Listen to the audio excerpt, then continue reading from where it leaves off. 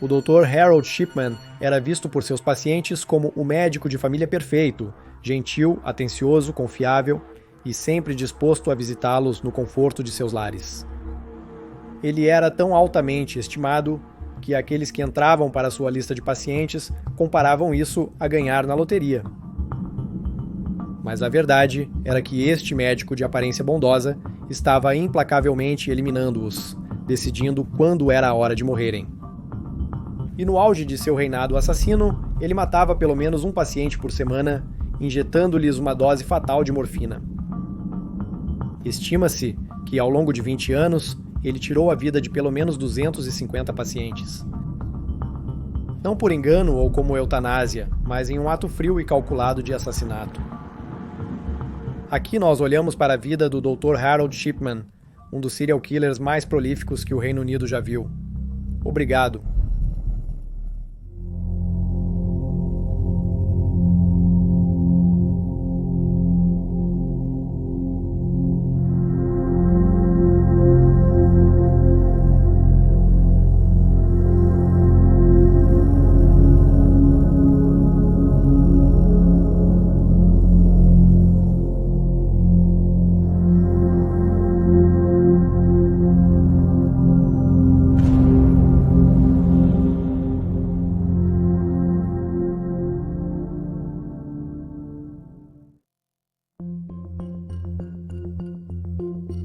Harold Frederick Shipman nasceu no dia 14 de janeiro de 1946 em Nottingham, Inglaterra, e era o filho do meio dos devotos metodistas Vera e Harold Shipman.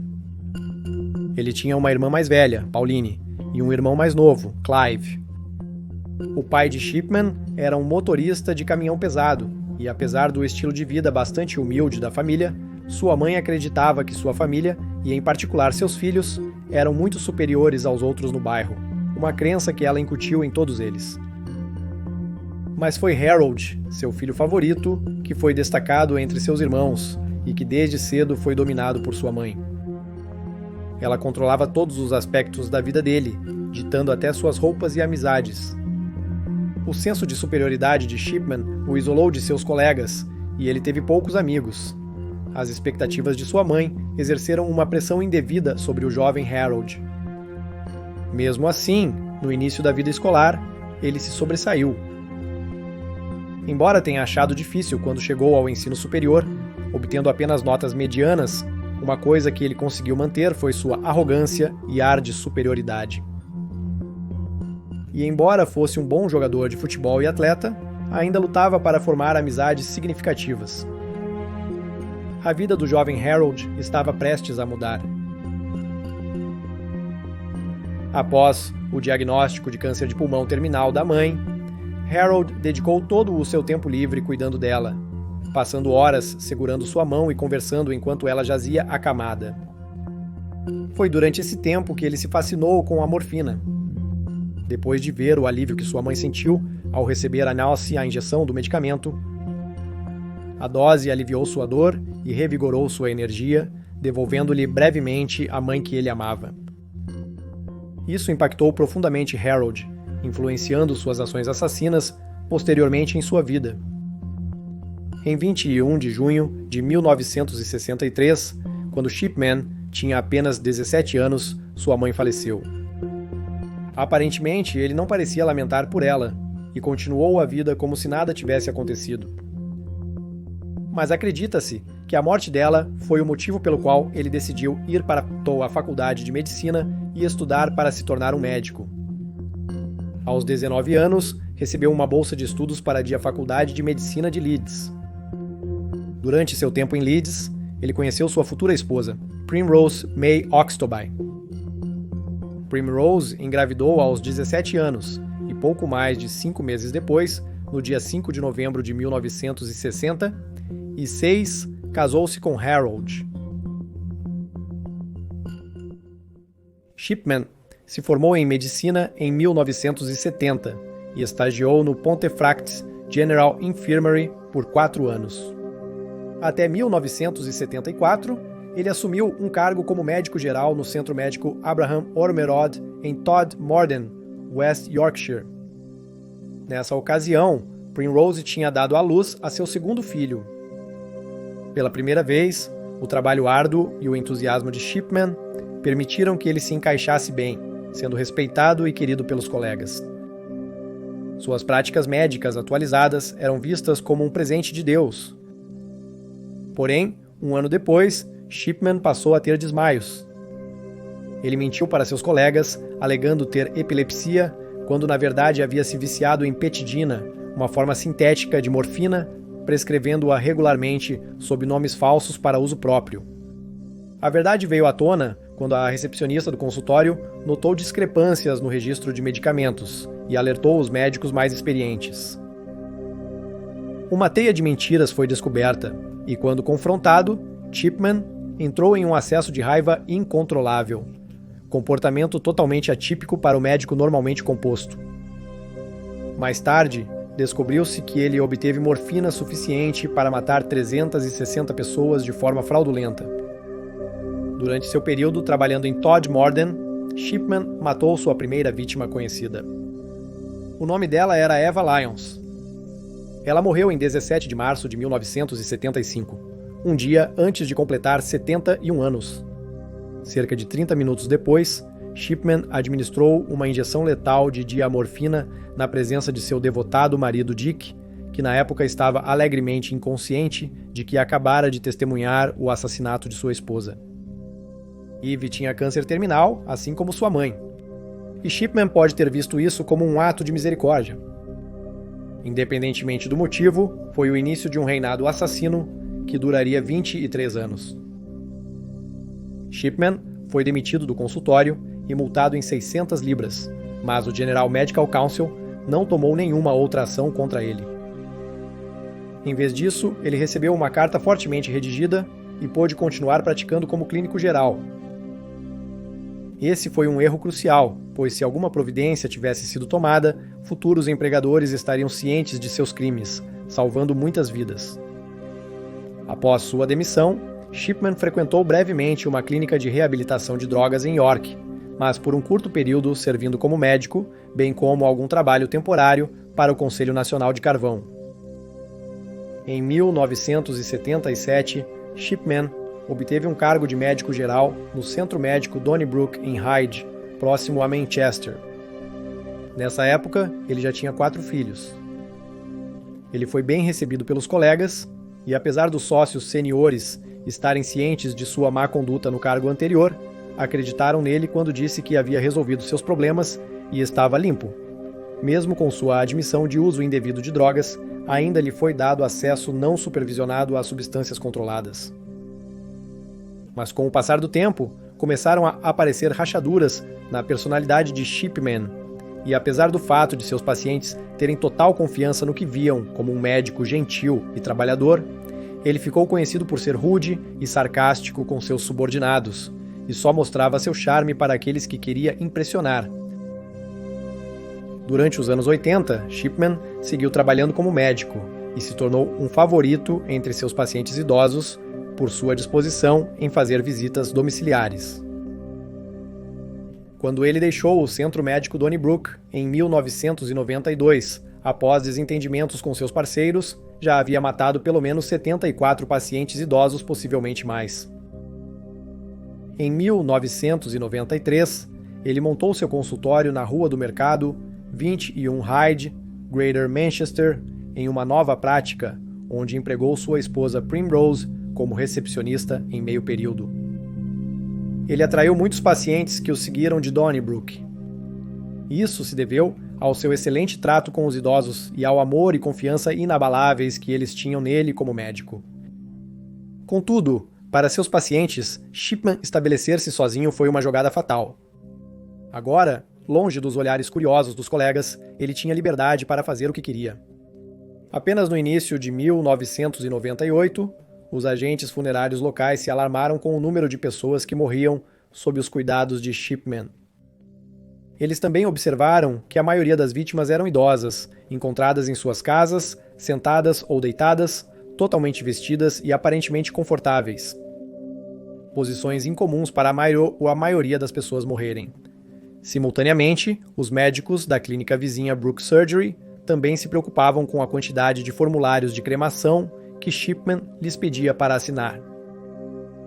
Como exigido pela lei britânica, um médico independente precisava contrassinar os formulários de cremação emitidos pelo médico falecido. Preocupados, eles investigaram por conta própria e descobriram que, só em 1997, 41 dos pacientes idosos de Shipman morreram em casa e todos foram cremados. Isso equivale a uma taxa de mortalidade 10 vezes maior entre seus pacientes comparado aos deles. Na verdade, eles ficaram tão desconfiados que relataram o assunto ao legista local, que notificou a polícia. Mas, incrivelmente, a investigação policial falhou em verificar até mesmo as informações mais básicas. Eles não entrevistaram Shipman ou os parentes do falecido e falharam em contatar o General Medical Council, que teria revelado a má conduta anterior de Shipman. Em vez disso, eles confiaram nas notas médicas falsificadas por Shipman dos 19 pacientes que haviam morrido recentemente, para fazer as mortes parecerem genuínas. Este erro crucial custou a vida de mais 3 pacientes.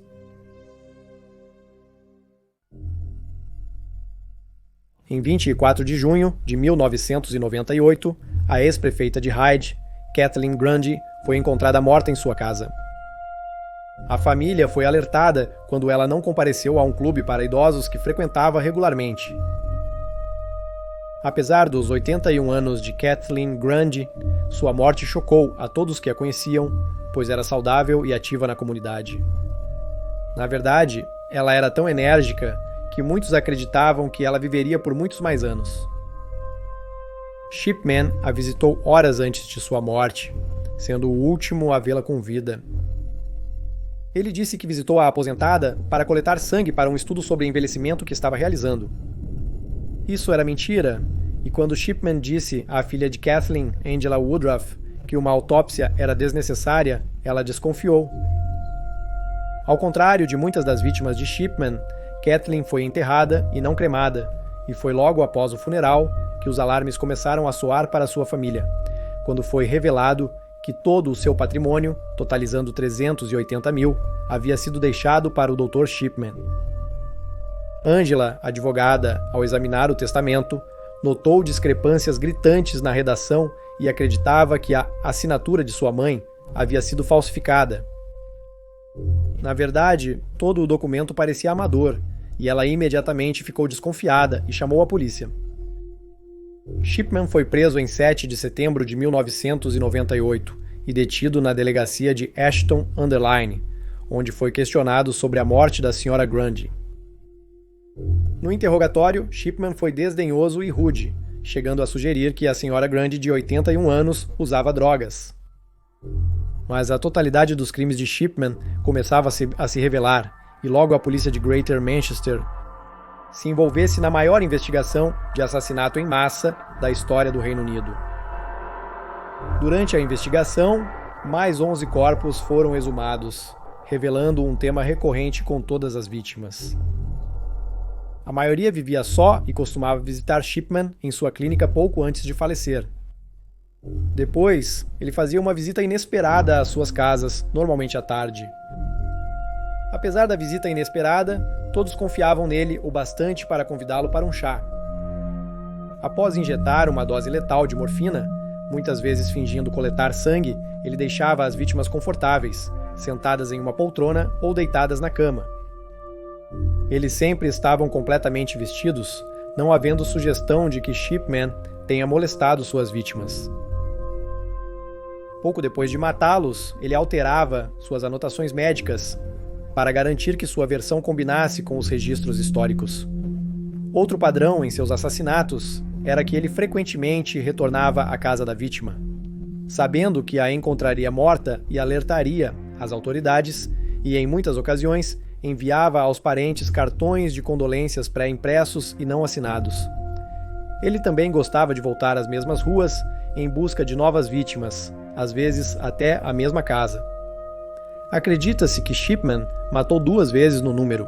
2 Leafold Hyde, primeiro Alice Gorton, 76 anos, que morreu lá em 10 de agosto de 1979, e então, 9 anos depois, em Quincy.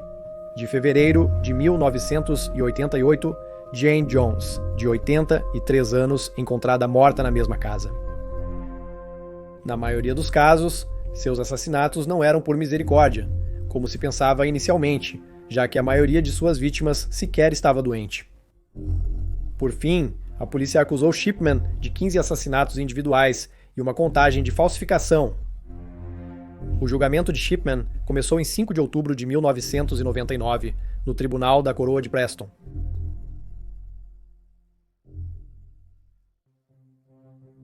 A acusação afirmou que Shipman havia matado porque gostava de exercer controle sobre a vida e a morte, e rejeitou qualquer alegação de que ele estivesse agindo por compaixão. Angela Woodruff foi uma testemunha-chave, e seu relato do evento que levou à morte de sua mãe e o que aconteceu depois foi crucial. Sua declaração foi corroborada por uma análise de impressões digitais que confirmou que o testamento alterado de sua mãe era uma falsificação grosseira, digitada em uma máquina de escrever, encontrada na casa de Shipman, e que sua mãe nunca havia manuseado o documento. A análise computacional confirmou que os prontuários dos pacientes foram alterados horas após os óbitos. Durante o julgamento, também ficou evidente a falta de compaixão de Shipman com os parentes dos falecidos. Ele sempre relutava em tentar reanimar seus pacientes, e muitas vezes fingia ligar para os serviços de emergência na presença de parentes, sabendo que seus entes queridos já estavam mortos, apesar dos registros não mostrarem nenhuma ligação real feita. Então havia a evidência avassaladora de acumulação de drogas. Shipman prescrevia morfina falsamente para alguns pacientes e em excesso para outros, coletando as drogas pessoalmente para usar como veneno. Durante todo o processo, Shipman manteve-se arrogante e altivo. Ele mudava constantemente sua história e estava longe de ser o médico atencioso que seus pacientes devotos retratavam. Após analisar todas as evidências, o júri considerou Shipman unanimemente culpado das 15 acusações de assassinato e uma de falsificação. O juiz aplicou 15 penas de prisão perpétua a Shipman, além de uma pena de 4 anos por falsificação, que foi comutada para a prisão perpétua, eliminando qualquer possibilidade de libertação. Shipman e sua esposa Primrose permaneceram impassíveis durante a leitura do veredicto e da sentença. Shipman foi o único médico britânico condenado por assassinar seus pacientes, apesar de ter sido considerado culpado por apenas 15 mortes. Isso ocorreu porque, em vista da publicidade em torno de seu primeiro julgamento, quaisquer julgamentos subsequentes não seriam justos e, dada sua sentença de prisão perpétua, não fariam diferença em sua punição. As mortes extras seriam abordadas à parte.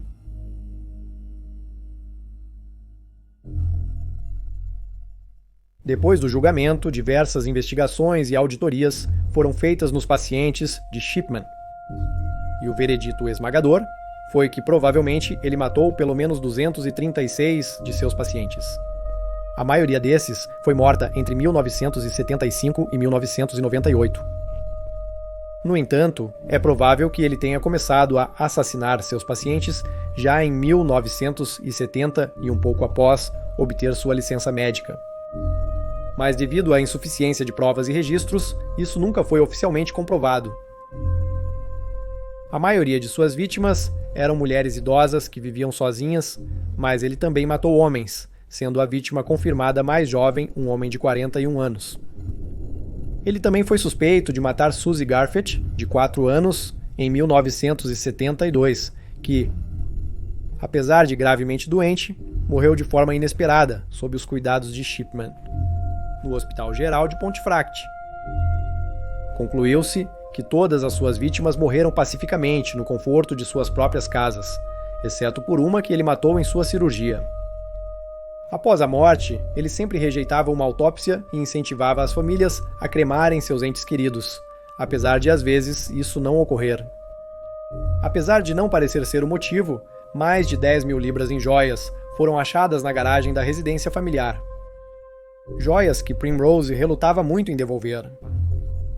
Ao contrário de outros serial killers, Shipman não parecia ter um motivo para seus assassinatos em massa. Foi sugerido que ele não gostava de mulheres mais velhas e considerava os idosos um fardo para o serviço de saúde. Outros creem que ele recriava a morte de sua querida mãe. Independentemente do motivo, Shipman nunca o revelaria, e ele e sua família, e especialmente sua esposa dedicada Primrose, sempre acreditaram em sua inocência, apesar das provas contundentes de sua culpa. Durante sua prisão, Shipman protestou inocência, nunca pediu desculpas ou demonstrou remorso por seus atos. Sua esposa o visitava sempre que possível, e eles trocavam várias cartas de amor. Testemunhas relataram que o casal conversava e segurava as mãos como dois adolescentes apaixonados durante suas visitas. A devoção de Primrose ao marido era tanta que muitos duvidavam se ela sabia do assassinato dele. Acontece que não há absolutamente nenhuma evidência para sugerir que ela estava ciente de alguma coisa. Na verdade, ela estava tão cega de amor por ele que mergulhou em uma negação psicológica, incapaz de aceitar sua culpa. Em junho de 2003, Shipman foi transferido da prisão de Durham para a prisão de Wakefield, uma das mais notórias da Inglaterra, apelidada de Mansão Monstro, que abriga alguns dos criminosos mais vis da Grã-Bretanha. Harold Shipman achava que era muito bom para aquele lugar. No dia 13 de janeiro de 2004, na véspera de seu aniversário de 58 anos, Shipman se enforcou em sua cela, usando seus lençóis. Os tabloides britânicos comemoraram a morte do homem que apelidaram de Doutor Morte. Mas para as famílias de suas vítimas, isso parecia uma saída fácil para ele. Um ato de covardia que os privou de uma explicação sobre por que ele assassinou seus entes queridos. E em uma última reviravolta calculada, foi revelado que Shipman planejou seu suicídio para que sua esposa recebesse o pagamento máximo de pensão de 100 mil libras. Se ele tivesse esperado até depois de seu 60º aniversário, isso teria sido drasticamente reduzido. Então, parece que até o fim, Shipman tinha controle, e como ele fez com mais de 250 outros, ele escolheu quando era a hora de morrer. Embora este documentário não tenha sido o mais grotesco, de muitas maneiras, foi o mais arrepiante. Ele revelou um assassino silencioso e improvável, um homem confiável e amado por aqueles que o conheciam, que felizmente o convidavam para suas casas, inconscientes de que ele pretendia matá-los, até oferecendo o braço para que seu assassino administrasse a injeção fatal. Afinal, em quem você pode confiar, se não pode nem mesmo confiar no seu médico?